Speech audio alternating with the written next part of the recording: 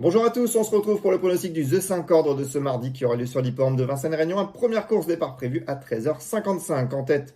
Et sans surprise, j'ai retenu le numéro 14, Isofou Duchesne. C'est le favori logique. La dernière fois dans le prix du Luxembourg, il a laissé de gros regrets en se montrant fautif. Le cheval était plein gaz, nul doute qu'il aurait joué un tout premier rôle.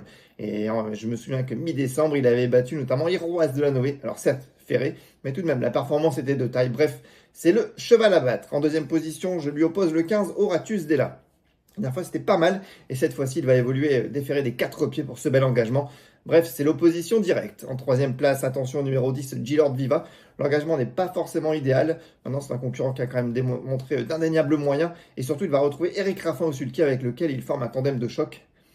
En cette association, 3 victoires et 3 accessites. En quatrième position, j'ai retenu le 12, Jongleuse de Lune. Elle fait toutes ses courses.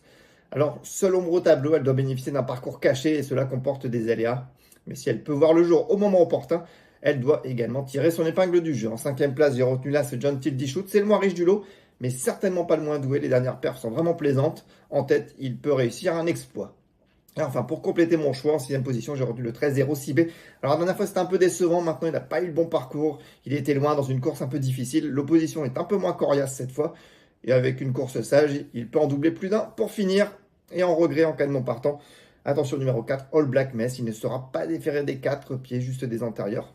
Mais néanmoins, il a parfaitement le droit de tirer son épingle du jeu au premier poteau. Je récapitule, le 14, le 15, le 10, le 12, le 1 et le 13.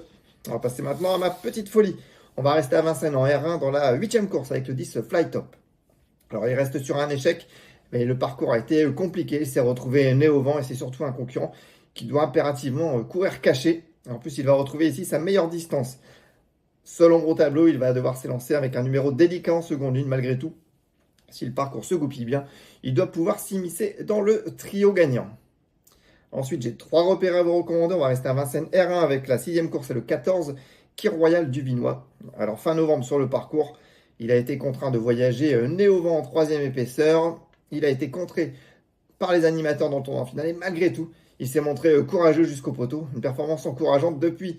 Il vient de courir sagement en vue de cette épreuve. Alors, il y a quelques clients étrangers difficiles à situer, mais je pense qu'il est capable de jouer les premiers rôles. Ensuite, R3 Toulouse dans la 7e course, le 8 Noble Amber. Elle a mieux couru que n'indique son récent classement. C'était plutôt convaincant. L'opposition semble à sa portée. Et surtout, elle va évoluer sur un terrain lourd qui devrait servir ses intérêts. Mais enfin, à son Pardo R2 dans la 3e course, le numéro 4 Kara Raja.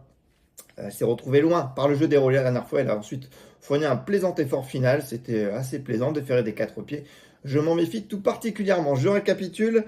Petite folie R1 810 Flytop, mais repéré R1 614 Kir Royal du Vinois, R3 708 Noble Amber, R2 304 Ka Raja. Et je vous conseille de jouer en combiteur en simple placé. R1 614, R1 810, R3 708 en simple placé.